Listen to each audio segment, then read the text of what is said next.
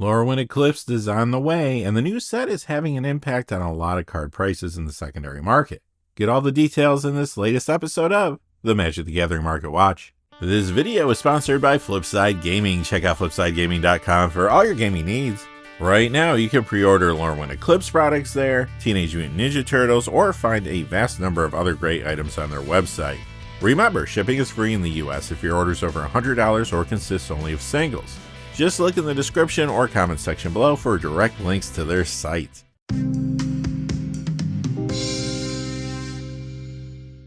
Hey there, this is John from Heroes and Legends, and welcome to another edition of the Magic the Gathering Market Watch.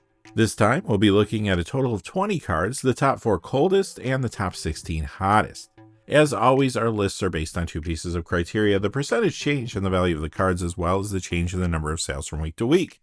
Quickly before we get started though, just a couple of things. I do want to say thank you to two viewers who gave super thanks tips before we went on break, and that is Swampy Boy and Todd Branch. Thank you both for those super thanks tips. They go a really long way. Both of you have given numerous tips. Todd gave a very generous tip before the holidays. Thanks to both of you again, and I also want to say thank you to one of our silver patrons, and that is Joseph. Joseph, thank you so much for all your support on Patreon. Couldn't do this without viewers like yourself. So again, truly thank you for your support. And now, without any further ado, let's get into it. We'll begin with the top 4 coldest cards of the week. The market is hot this week, so I don't have a lot of cold cards to feature, but there are 4 that you should be aware of. Coming in at number 4 is Blowfly Infestation, down 342 to 1052. That's a 25% decrease. We learned quickly through card previews that -1/-1 counters would play a large role in Lorwyn Eclipse, so this card had been moving up. However, we recently found out that this one-print wonder, Shadowmoor Uncommon, is finally getting a reprint in the Lorwyn Eclipse Blight Curse Commander deck. Now it's dropping quickly. Number 3, the Scorpion God from Hour of Devastation, down 373 to 638. That's a 37% decrease. Same story here as the previous card. Players and speculators were interested in this because of the strong -1/-1 counter presence seen in Lorwyn Eclipse previews. The Scorpion God was moving up, but it too is being reprinted in the Lorwyn Eclipse Blight Curse Commander deck. So this Hour of Devastation copy is sliding down now. Number 2, the Destined Black Mage, down $10 to $30 for a 25% decrease. This is the foil copy from the Final Fantasy Garland at the Chaos Shrine Scene Box. It was one of the more popular cards from the recent Final Fantasy Scene Boxes, but a ton of them shipped prior to the holidays, and copies of this card are abundant in the marketplace currently, so it moves down this week. And number 1, Phyrexian Devourer, down $92.50 to $64.99. That's a 59% decrease.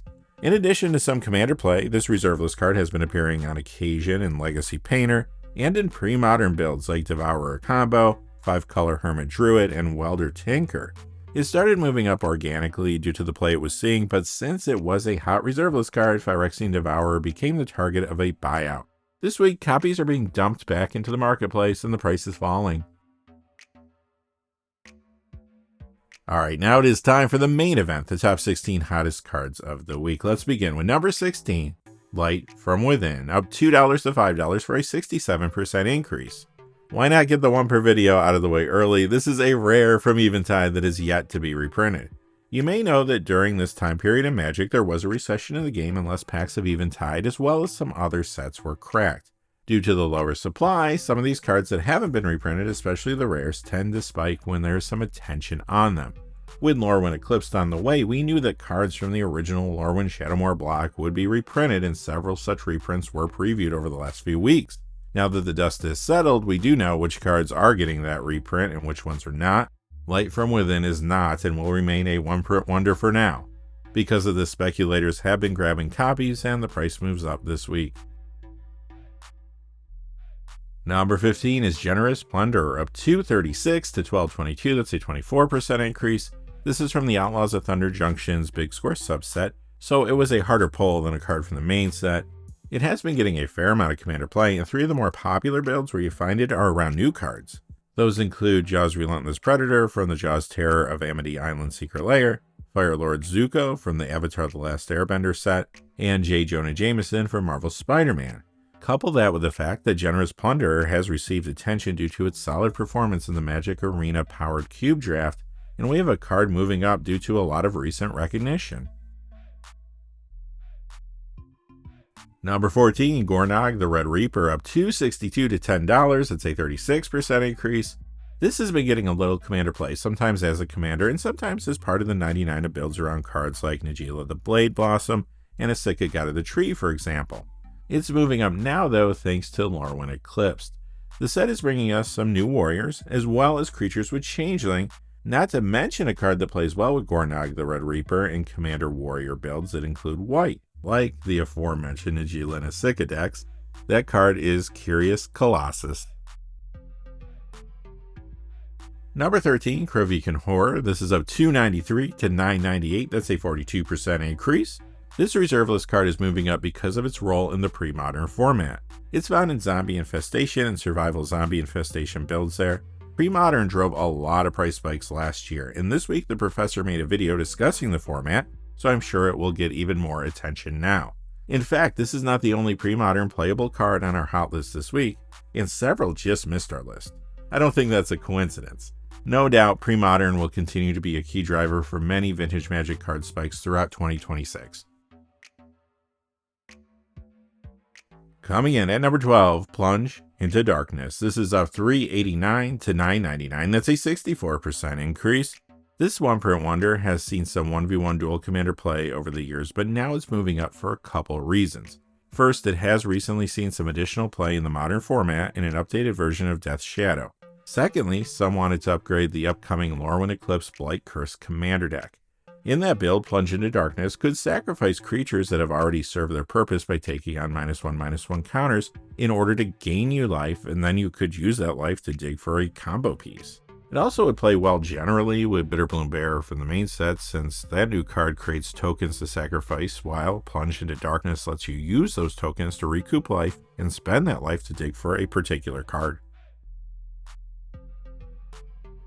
Number 11, Maha, Its Feathers Knight, up $4.91 to $15.51. That's a 46% increase.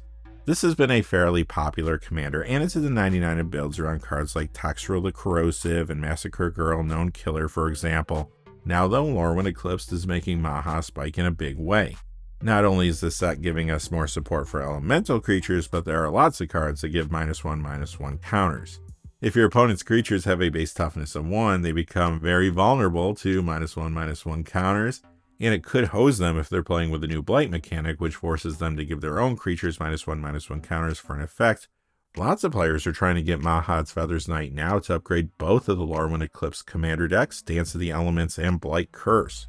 Dance of the Elements is an elemental deck headlined by commanders Ashling the Limitless and Massive Mysteries, while Blight Curse is a -1/-1 counter build featuring Anti-Ul Curse Wretch and the Reaper King No More. Number 10, Iso the Abominable, up $5.05 to $10.52. That's a 92% increase.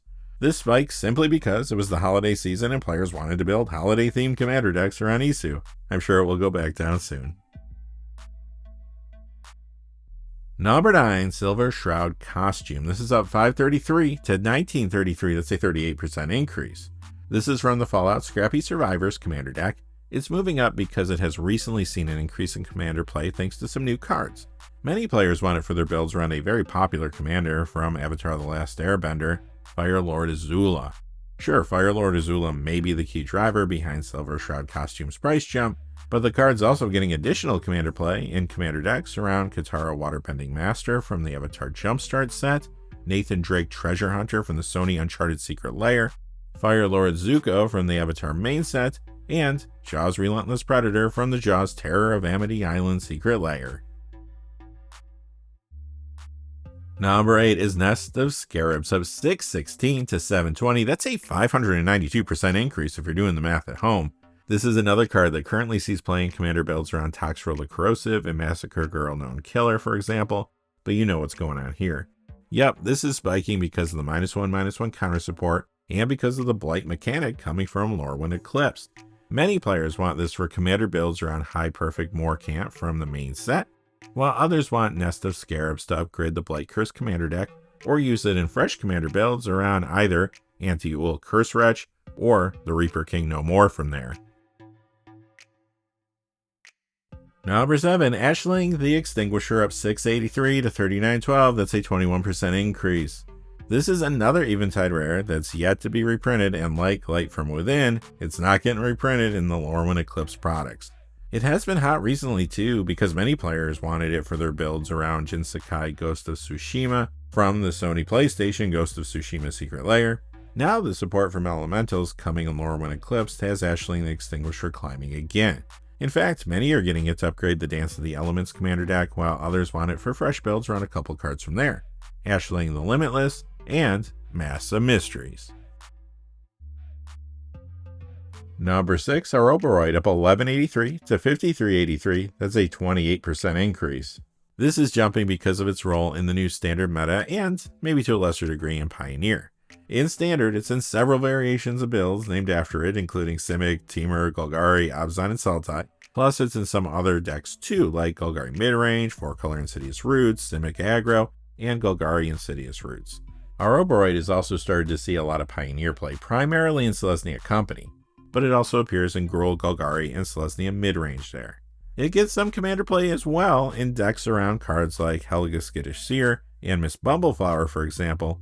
Plus, Ouroboros could be a good way to counteract Lorwyn Eclipse's Blight mechanic in the future.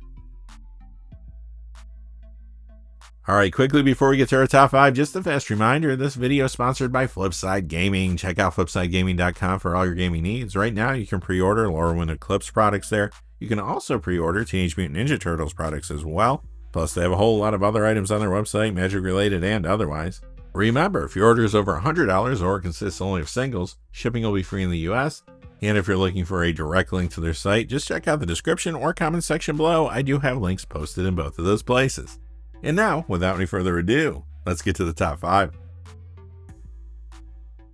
We've got a wild top 5 today, starting with number 5, Tangle Wire from Nemesis up 1394 to 5594, that's a 33% increase. This is in some 1v1 dual commander decks like the popular ones around Felia, Exuberant Shepherd, and you also see it in builds around Jan Jansen Chaos Crafter there. However, Tangle Wire is another card that sees a good amount of play in the pre-modern format, and that format appears to be the key driver for the price spike this week. For example, Tangle Wire is in the Devourer combo and Welder Tinker builds there. As I said earlier, the professor did bring some attention to pre-modern this week with this video, but regardless of that, keep an eye on the key cards from that format like this one. They were climbing before this week, and I do think during the course of 2026 they're going to gain more momentum. Number 4 is Zelix Sanity Flare. This is up 1586 to 4779, that's a 50% increase. This is the foil copy from the Commander Legends Battle for Baldur's Gate Mind Flayers commander deck. And yes, it is Flayers and not Flayers because the deck has pirates because, why wouldn't it? Anyway, Zelix is in a few commander builds. The most popular one is around Captain Nagathrat from its pre-con. You also see it in decks around the Wise Mothman though, for example. Lorwyn Eclipse is the reason Zelix is moving up right now though. Much like the warrior creature type that we mentioned earlier, horror creatures could use more support, and horror commander decks like the ones around Captain Nagathrat and Zelix Sanity Flare will be getting help from the changeling creatures in Lorwyn Eclipse. Number 3 is Persistent Constrictor up 1645 to 1929, that's a 579% increase. This is from the Duskmourn Endless Punishment commander deck, and it does see play and builds around Valgavoth Harrower of Souls from there. Plus it's in other decks too, like the ones around Massacre Girl Known Killer for example. Again though, this is another card moving up because of the -1/-1 counter support coming from Lorwyn Eclipse. Some players want Persistent Constrictor in order to upgrade the Blight Curse commander deck, while others are getting it for new builds around Anti-Ul Curse Wretch and the Reaper King No More from there. Coming in at number 2 is Crumbling Ashes up 1816 to 3864, that's an 89% increase.